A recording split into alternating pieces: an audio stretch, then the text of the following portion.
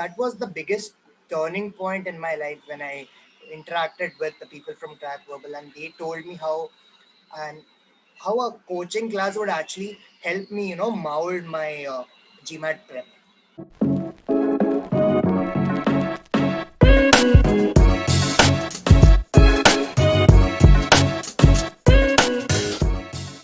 Thank you, Arun, for joining us for this session. And before I get started, if you could just tell me a little bit about your background, what do you do, and what has been your experience so far? Yeah, I'm currently in the final year of computer engineering from Mumbai. So I'm doing it from KJ Sumaya College of Engineering. And my future plan is to get into analytics. That's where I've been focusing, and primarily on business analytics, wherein how can I help companies make major business decisions using data. That's my goal and my focus. That's where I'm going right now. So in the span of 4 years, I have worked on different things like product management, product building, and marketing, business development, sales, things like that. And there came a point in my journey wherein I felt the need that, my interests are very different than what I was actually doing. I'm doing things like marketing or product development, but what I actually wanted to do was very different. It was analytics. I found it in my third year, and that's when I started researching about the colleges, my way how I can approach those colleges, and that's when I figured out GMAT is the link that will help me reach from my undergraduate to my postgraduate. While researching about the exam, there were multiple institutes, edtech companies, which were, providing me with GMAT training and other course material. There were also companies which are giving it to me for free. At the same time, I had companies which are charging me exorbitant prices. I started researching about all these companies, getting in touch with people who actually been in those organizations, who have learned from them. Uh, in this span, I never expected to come across a friend who I met almost after 6 years. That person gave a GMAT. He got into London Business School, and he was the person of contact who actually connected me with Crackverbal. He was the one who actually pushed me to go. In fact, I thought like I'll be able to do GMAT prep on my own. Coming from a background of engineering, I felt math was always my strength, and I just had to work on verbal. It's a little overconfident at that moment, but he was the one who actually pushed me to take up a big decision and stick with the classes and rely on Crackverbal for the job. And I think that was the biggest turning point in my life when I interacted with the people from Crackverbal, and they told me and how a coaching class would actually help me, mold my GMAT prep.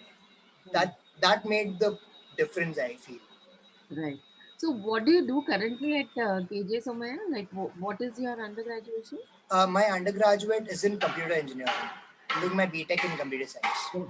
Okay. Interesting. Very interesting. Yeah. So you said, your friend actually led you to Yes. Crackverbal, right? So Yeah. did you do any kind of initial self-preparation before you started your live Yes. classes with us? Or, how much time did you spend on that?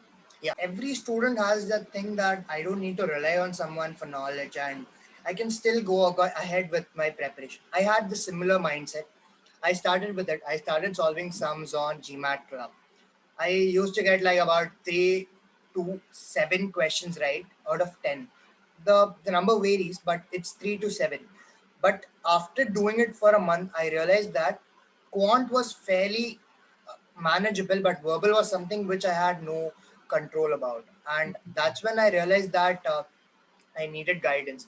Now, coming to guidance, I again had this thought, why do I need to go to a coaching center when if I have learned all these things, if I've done engineering by myself, this is just an entrance exam, right? I can still be able to do it.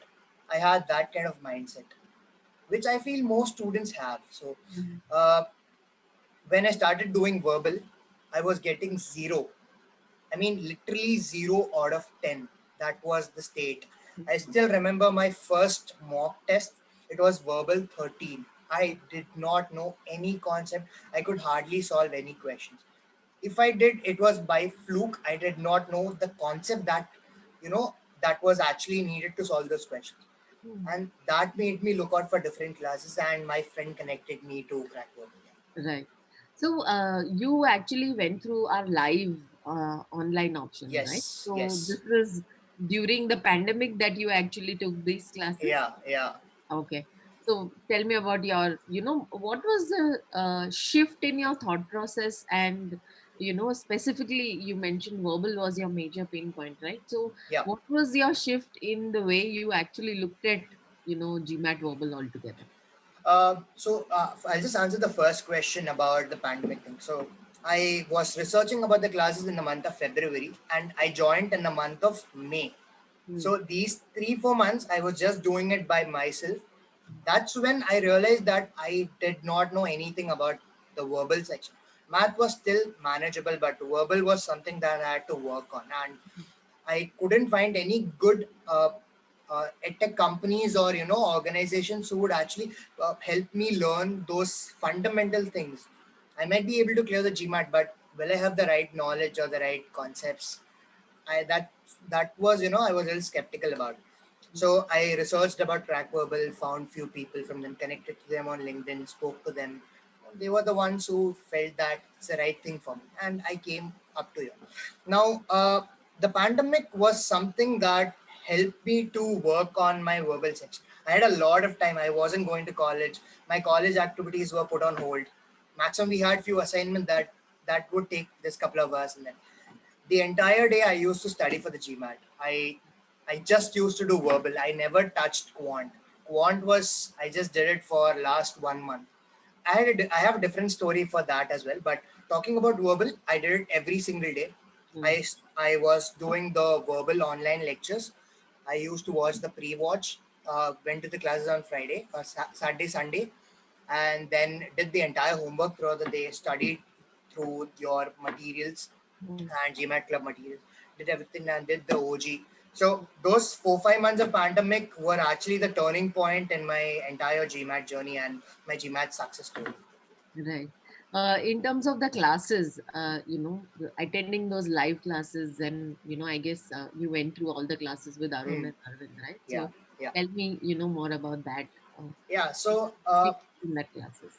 yeah, so I'm already used to watching a lot of online videos and studying through it, and I feel that's really important in this time, or be it the pandemic or in this current situation. We all need to learn. It's not possible for us to practically go to a coaching center, sit there and solve it. Definitely, that would be the best thing, but it won't be possible every single time. Mm, So I'm already used to attending a lot of online lectures. So what was important is how my professors connected the concept and ideas with me, how they could connect with their students properly.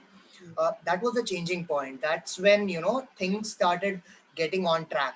The way Arun sir taught me verbal, I still remember each and every lectures that he taught me, be it RC, be it SC. The way he could express his ideas, the way I understood those concepts were really important. mm, And Arvind sir is a brilliant person talking about his way of explaining those mathematical problems. Every math problem has some background to it. It's not just solving. There goes a lot of things, thought process that goes behind solving. I learned those thought process from him. mm, Initially, if I took a minute to solve a question, after completing all those sessions with Arvind, I could do those same questions in like 20 seconds. That's it. That's the level of training which I got from Arvind sir and Arun sir. right. So in terms of any concept that was what was your major pain point in verbal or in quant? Was there a specific concept which you really struggled with a lot, and how did you overcome that challenge? Yeah, I struggled a lot with reading comprehension. Out Mm, of my 6 months of preparation, I struggled for it for 5 months. mm, My exam was in the month, I took it on 23rd October, mm, and I still remember getting on a call with Shree ma'am saying that I'm just getting 2 out of 5 in reading comprehension. This happened on October 1st week. mm, So tentatively, I had like 3 weeks to prepare for RC, and RC was the thing which I could never do. I could never figure out what things went behind RC and how things need to be done. mm, So SC and critical reasoning was still fine. I was managing it. It was pretty good, I would say. Now, talking about the way I overcome this problem is so my problem was in assimilating the content that I read. So there were two parts of it: reading and answering, right? I could read content in the given time, but I could not understand the content and answer the questions. That was the problem. So that to do that, I had to do something like take down notes at the right places, to break down content in such a way that I understand the entire paragraph in just one word or one sentence. I need not summarize the entire paragraph. I need to break down it to two sentences. I did that. So after doing it for 3-4 paragraphs, after going through the notes, I could understand what the RC message, what the message RC tried to give us. So that is something I learned very late in my preparation. Uh, I learned it by practicing and by actually reaching out to Shree ma'am. I reached out to her very late, I feel. I should have done it earlier. If I had done it earlier, probably I would have learned this tactic way earlier than I did right now. So it's about breaking the content at the right place and understanding it, writing in such a way that you get the gist of the entire paragraph in just one line. This skill took me a lot of time, and I had to master it in the last 3 weeks. Yeah. Right, right. You mentioned about Quant, right? That Yeah. you Yeah. literally Yeah. were Yeah. focused on Quant in the last one Yeah. month. Tell me about. So, and this is a very funny story, to be honest. I always had this overconfidence, I would say, that coming from an engineering background, I'm always good with code. That's true to an extent. I might know to solve questions, but GMAT won't test me. GMAT will definitely test me on how accurate my answers are, but it'll also test me how fast I can do it. So it's a good balance of accuracy and speed. I was good in accuracy, but I couldn't get the speed right. I used to solve every question with the same lengthy engineering mindset approach. So I was very confident right from the start, and I never did quant. I just used to do basic questions of it and give all those tests, basic tests. I was still managing about, like, initially it was 30, quant 38, then it went to around quant 42 in my mock test. Then eventually I was around quant 46, I think 45 to 46. That was my quant score. But this was still without any preparation, just solving few questions. So in the last 1 month, that's when I had to sit and do quant properly. So that's when I learned few tips and tricks from Arvind. But how to get through a question without actually solving it, when you can just eliminate the options and mark the answer and leave. You can spend the time in some other question. These were the small tricks that I learned from Arvind through those online sessions, prepathon sessions. It used to happen on Wednesday and Tuesdays. These skills were a major thing that I learned, and it's not about it's. I feel it's. I just learned those skills. Concepts were something that I already knew.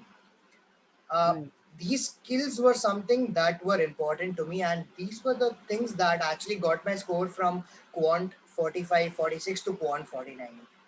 So that journey was something that I covered in the last 1 month. And I feel like when I was solving those questions, I was still managing about quant 50, quant. I feel it wasn't that difficult, but again, I was very overconfident. I just spent a month. Probably I would have put in a lot more efforts and I had given a lot more time. I would have scored better. Right, right, amazing. That's a very insightful, points that you mentioned, Arvind, because a lot of people who struggle with their preparation, right? Firstly, the whole thought process is, right, do like 1,000 questions, and it's like a very, I would say, our education system teaches Yeah, us that way, right? That we just yeah, solve questions, but I think, from what I understood from what you said, is it's more important to analyze. It's more important to understand what exactly it is testing you on, and then actually get to the right answer, right? Like yeah, you mentioned, definitely. eliminating was more important, Yeah, than definitely. in terms of time. You mentioned earlier you had enough time to put in terms of your preparation, right? So Yeah. you could easily manage your preparation time and managing your college work and preparation time together consistently.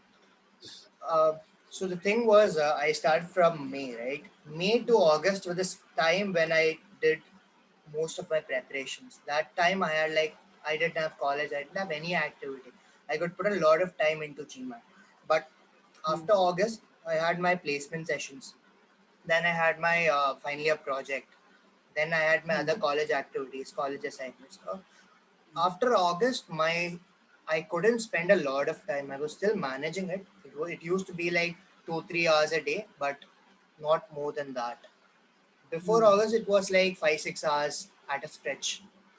Right, So right. I just made good use of the opportunity that I got from May to August. I did most of my preparation that time, and I knew this problem would eventually come in, and I was prepared for that. So I actually managed my time properly in that span and did my activities, planned it properly. So I Right, did not face any problem during my test. That was pretty chilled up. right. In terms of taking mock tests, right? How did you go about that? Uh, How many mock tests did you take before you actually took the real test? I remember taking about 12 mock tests. So, uh, Okay. so the thing is, I did not. Two of them were from the GMAT thing, the online examination. They had two mock Mm. tests, and MBA.com. Yeah. yeah, MBA.com. Then the other 10 mock tests were from the same IDs like Kaplan. They were offering free Right. mock tests, so I enrolled for them. I took all their mock tests, reused their examinations, and analyzed questions properly. And slowly my marks increased. So my idea was I knew that those examinations were not very accurate. Their scoring was not very accurate. So what I did was I started with my MBA.com first mock test, and I ended my mock journey with the second mock test from the MBA. So the rest Right. other mock tests were from these Kaplan or Manhattan or other thing, Princeton. So that my start and end were actually my uh, the points where I could check my improvement. My they were like Right. my yeah they were like a checkpoint. So what happened Right. in between was just practice and learning sessions. What happened in the start and end where I could see my entire journey. So Right. I made good use of the free resources that I got online and took all their mock tests and yeah. Right. They always say that what you get on your MBA.com test, which is the GMAT prep, is typically what you actually end up getting on your actual test. So, Hmm. were you also scoring around the same range, of what you got on your actual test? Uh, Not the same score, but it was around the same mark. In Right. my last mock test, which was the second test from MBA.com, Right. I scored around 730 Right. and my actual score was 710. I have a reason for that because the exam scenario is very different, the stress levels are different, the fatigue is different. Right. So, considering all those things, I feel the test which is given by MBA.com is pretty accurate. Right. Right. Did you take the online test or did you take the offline center test? Uh, I was very confused with this question whether to go with the online test or offline test. But my idea was taking the GMAT was I consider GMAT to be a good investment for the next 5 years. And considering this thing, I feel offline will always be a more valid thing. Although online is it's pretty secure, but I felt online is something that will help me a lot and make me feel more comfortable with it. Right. I didn't want to take the tension of losing my internet connection or losing my some electricity problem, power outage. I don't want to keep all those things in my mind. Rather, I would invest in thinking about the problem than thinking about these extra things popping in my mind. Right. So considering these things, I took the offline test. What are your final words of wisdom for people who are preparing right now? Uh, You started in May, but your research started in February. yeah, Do you think you would have done anything differently if you have to look back and see last year and see how you should have gone about it? yeah. One thing I wanted to share is people need to understand the entire GMAT preparation will be a roller coaster ride. It's going to be a ride of emotions. There will be places when you'll be like at the top of the world. You'll feel like you're doing sums properly, and there'll also be places when you won't be able to do even one single question. And I feel that's totally fine. What's most important is connecting with your tutors and asking them where things are going wrong. I did this thing Right. very late in my preparation. I connected with Srilina ma'am like almost in the month of September or October first week, somewhere around that phase. Uh, I should have done it earlier. She would have guided me better. She would have given me more tips. She would have told me how to solve these questions. going about those questions. It's not about solving everything. It's also about leaving few questions and moving ahead. It's okay to leave a couple of questions and so do well in other ones. Time management, these things were very crucial in my preparation, which I should have connected with someone and learned it prior. That's one thing. Yeah.